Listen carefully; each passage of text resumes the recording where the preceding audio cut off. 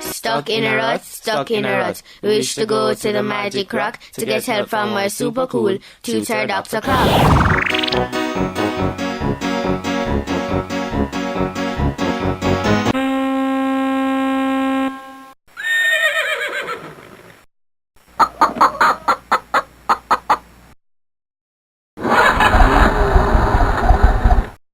Whoa! What is that sound? Great! You're here. Trying to play a few instruments here, but I don't feel they match. Well, I can tell you that none of them belongs to the saxophone. Really? And how would you know that? It doesn't sound like a saxophone. And how can you tell the sound of a saxophone from, say, a flute, No! a recorder, No. a drum? Come on, Dr. Croc. A drum? A drum has an obvious sound. And the flute or recorder? They all do. All right, let's see if you're right.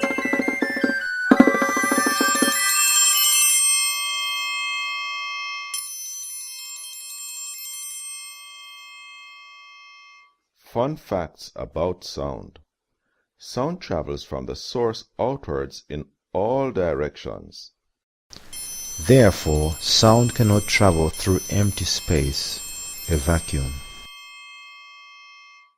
Sound travels through solids, liquids, and gases. Sound needs particles of matter to travel. Therefore, sound cannot travel through empty space, a vacuum. Here, take this. Glasses. Wave specs. Wave specs? As in spectrum? No, spectacles. Ah, here it comes. Put them on quickly.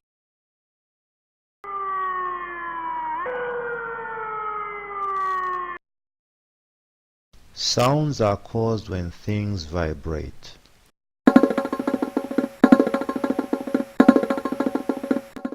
The number of vibrations per second is called frequency. The greater the frequency, the higher the pitch of the sound. Heard that?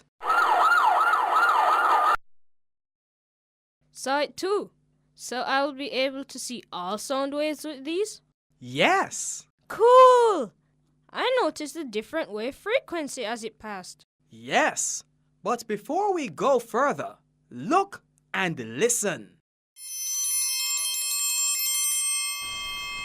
Pitch is the range of the sound, how high or low.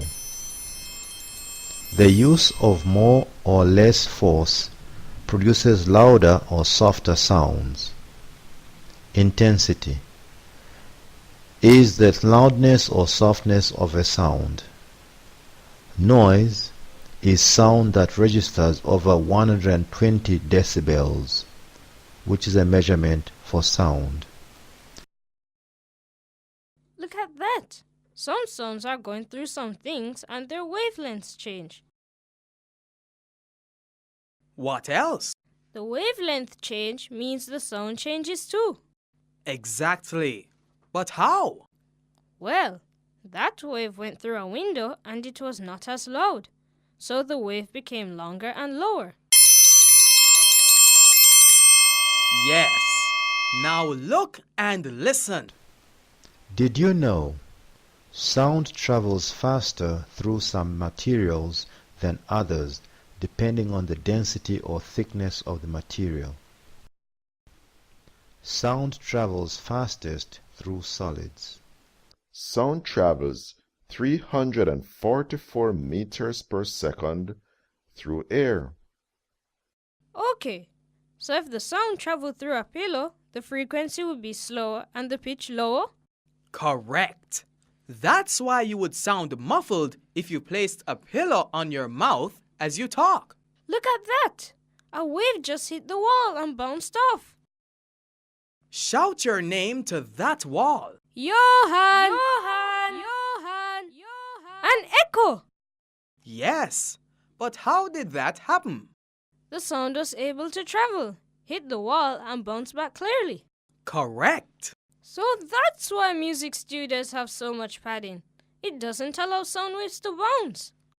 Brilliant. They call that acoustics, studying the absorption and reflection of sound. Important facts about sound.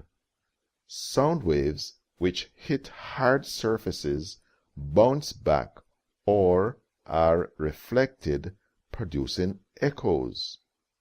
Sound waves which hit soft surfaces are absorbed. You can prevent echoes by putting in soft materials to absorb the sound. This is called soundproofing. Shorter objects produce higher pitched sounds. Longer objects produce lower pitched sounds.